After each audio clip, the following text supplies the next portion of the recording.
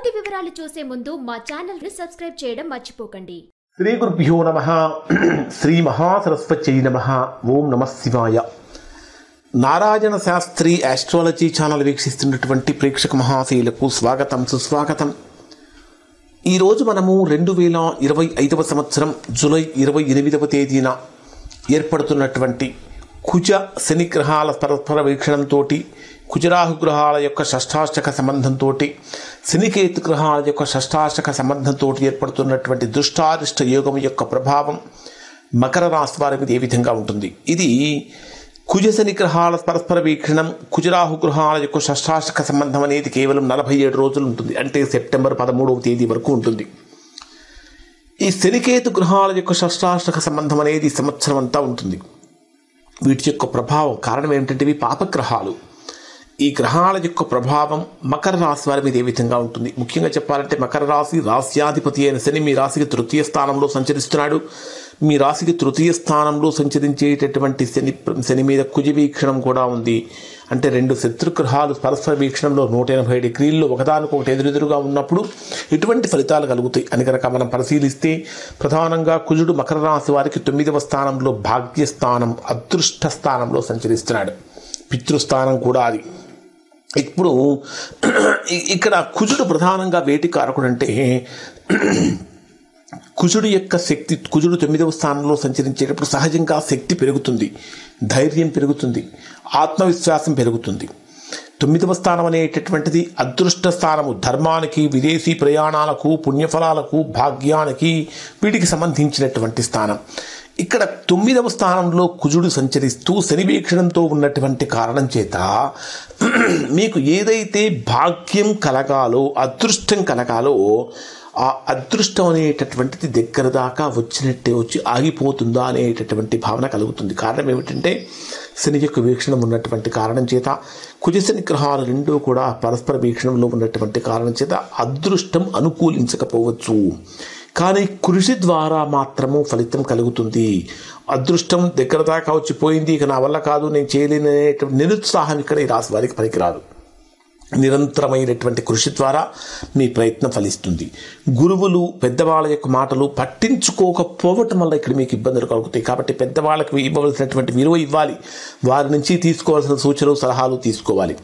కుజుడు 9వ స్థానంలో సంచరిస్తున్నటువంటి కారణం చేత ఈ కుజ ప్రభావంతో ఆలోచనలు కూడా చాలా వేగంగా ముందుకు వెళ్తూ ఉంటాయి. కానీ ఎంత వేగంగా ముందుకు వెళ్ళినా, ఎంత వేగంగా నిర్ణయాలు తీసుకున్నా, వాటిని అమలు చేసినా శనిగ్రహం యొక్క ప్రభావం కారణం చేత వాటిలో ఆలస్యం జరుగుతుంది, ఫలితాలు ఆలస్యంగా మారుతూ ఉంటాయి. విదేశీ ప్రయాణాల మీద ఆటంకాలు ఎక్కువగా కలిగే అవకాశాలు కనిపిస్తూ ఉంటాయి. ముఖ్యంగా చెప్పాలంటే ఈ కుజ శని గ్రహాలు రెండు, అంటే కుజుడు 9వ స్థానంలో సంచరిస్తూ శని వీక్షణలో ఉన్నటువంటి కారణం చేత ఇప్పటిదాకా చాలా నార్మల్గా వర్క్ చేస్తున్నటువంటి వారికి కూడా ఇప్పటి నుంచి కొన్ని కఠినమైన నిబంధనలు ఎదుర్కొనే అవకాశాలు ఉంటాయి. అనూహ్యమైనటువంటి నిబంధనలు పెట్టి ఆ నిబంధనలు పాటించాలి అనేటటువంటి విధంగా వృత్తి, ఉద్యోగ, వ్యాపారాలలో అటువంటి నిబంధనలు కలుగుతూ ఉంటాయి. మీ రాశ్యాధిపతి అయిన శని మీ రాశికి తృతీయ స్థానంలో మకర రాశిలో సంచరించేటప్పుడు, తృతీయ స్థానం అంటే మన ప్రయత్నాలకు, సాహసాలకు మొదలైన వాటికి సంబంధించిన స్థానం కదా. ఈ తృతీయ స్థానం అనేది సాహసాలకు, శారీరకమైన బలానికి, సోదరులకు, ఆత్మవిశ్వాసానికి సంబంధించిన స్థానం. ఈ శని తృతీయ స్థానంలో సంచరించేటప్పుడు ఏది కూడా మకర రాశి వారికి సులభంగా రాదు. ఎంతో కష్టపడితే తప్ప, కొంతమందికి అయాచితంగా వస్తూ ఉంటుంది. ఒక చిన్న పని చేస్తే గొప్ప ఫలితాన్ని పొందుతూ ఉంటారు. కానీ ప్రస్తుతం మకర రాశి వారికి 47 రోజుల్లో ఎంతో కష్టపడితే, అంటే శ్రమతో కూడినటువంటి కార్యాల వలనే ఫలితాన్ని పొందుతారు. అంటే ఇక్కడ అంటే విపరీతమైన శ్రమ చేస్తే కానీ ఫలితం రావట్లేదు. ముఖ్యంగా చెప్పాలంటే నిరుత్సాహాన్ని 47 రోజుల పాటు మీ రాశివారు దగ్గరకు రానివ్వకూడదు. సోదరులతోటి కానీ, మిత్రులతోటి కానీ అభిప్రాయ భేదాలు తీవ్రమైనటువంటి తారాస్థాయికి చేరే అవకాశం ఎక్కువగా ఉంది. కాబట్టి వాటిని కొంచెం తగ్గించడానికి ప్రయత్నం చేయాలి. అన్నింటికంటే ప్రధానమైన విషయం ఏమిటంటే, అందరూ ఒకవైపు ఉన్నారు, నేను ఒక్కడే ఒకవైపు ఉన్నాను అనే భావన మకర రాశి వారిలో కలిగే అవకాశం ఉంటుంది. కాబట్టి అయినప్పటికీ కూడా మీ వైపు భగవంతుడి యొక్క అండం ఉంటుంది. మానసికమైనటువంటి స్థైర్యాన్ని కోల్పోకుండా ధైర్యంగా నిలబడాలి. ముఖ్యంగా చెప్పాలంటే ట్రావెల్కి అంటే విదేశీ యోగానికి కానీ విదేశీ ప్రయాణాలకు సంబంధించిన విషయాల్లో వీసా లేదా డాక్యుమెంట్స్ పరంగా కొన్ని ఇబ్బందులు అనేటటువంటి ఖచ్చితంగా కలిగే అవకాశాలు కనిపిస్తూ ఉన్నాయి. తృతీయ స్థానంలో రాహు యొక్క సంచారం జరుగుతున్నది. కుజరాహు గ్రహాలు రెండు కూడా షష్టాష్టక సంబంధంలో ఉన్నటువంటి కారణం చేత రాహు ప్రధానంగా అంటే రాహు మీకు ఎక్కడ సంచరిస్తున్నాడు? మీ రాశికి 2వ స్థానంలో ధనస్థానంలో సంచరిస్తున్నాడు. ధనస్థానం తృతీయ స్థానం కాదు, ద్వితీయ స్థానం, ధనస్థానంలో సంచరిస్తున్నాడు. ఈ ధనస్థానంలో సంచరించేటటువంటి రాహు యొక్క ప్రభావం, రాహు ప్రధానంగా దేనికి కారకుడు అంటే ధనస్థానంలో, కుటుంబ స్థానంలో, వాక్ స్థానంలో సంచరిస్తున్నటువంటి కారణం చేత మాట్లాడేటటువంటి మాటలు జాగ్రత్తగా మాట్లాడాలి. మాయలకు లోను కాకుండా ఉండాలి. ఆర్థికపరమైనటువంటి ప్రమాదాలు కలిగే అవకాశాలు ఉంటాయి.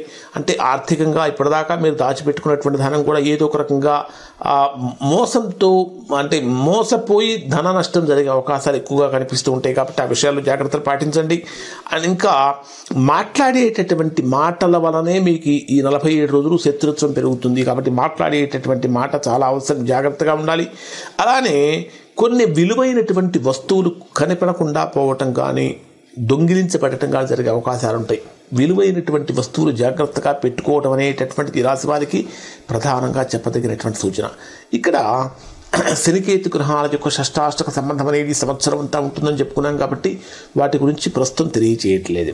వాటి గురించి రాశి ఫలితాల్లో తెలియజేస్తాను.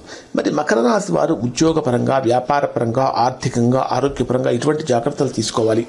ఎటువంటి పరిహారాలు పాటించాలంటే సడన్ డెసిషన్స్ అనేటటువంటివి పనికిరావు. ఏ పని చేసినా ప్లానింగ్ అనేటటువంటిది ఉండాలి. మార్పులు ఖచ్చితంగా కనిపించే అవకాశం ఉంది. మార్పును స్వాగతించాలి తప్ప మార్పును వ్యతిరేకించకూడదు.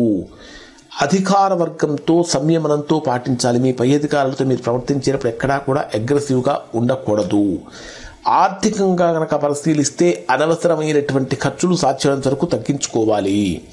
పెట్టుబడులలో రిస్క్ తక్కువగా ఉండేటటువంటి పెట్టుబడులు ఎంచుకోవాలి తప్ప హై రిస్క్ ఉండేటటువంటి పెట్టుబడులు ఎంచుకోకూడదు. ఇక ఆరోగ్యపరంగా కనుక తీసుకుంటే నరాల బలహీనత కానీ మానసికమైనటువంటి ఆందోళన కానీ ఎక్కువగా పెరిగే అవకాశం ఉంటుంది. సాధ్యమైనంత వరకు గృహ వాతావరణాన్ని ప్రశాంతంగా మార్చుకోవాలి.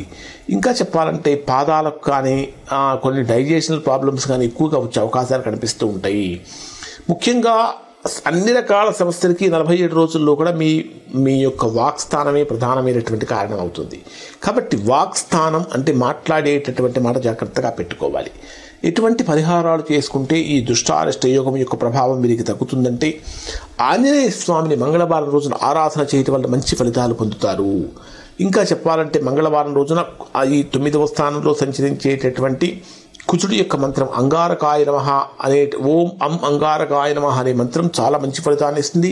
మీ రాశ్యాధిపతి మీద కుజవీక్షణం ఉన్నటువంటి కారణం చేత శనివారం రోజున బ్లాక్ కలర్ డ్రెస్సెస్ వేసుకోవటం చాలా మంచిది.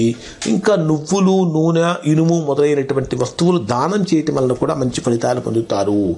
ఓవరాల్గా కనుక పరిశీలించినట్లయితే ఈ 47 రోజుల పాటు మకర రాశిలో జన్మించినటువంటి వారికి ఆర్థికంగా, ఆరోగ్యపరంగా, పరస్పరమైనటువంటి సంబంధాల విషయాలలో జాగ్రత్తలు పాటించాల్సినటువంటి కాలం అని చెప్పాలి.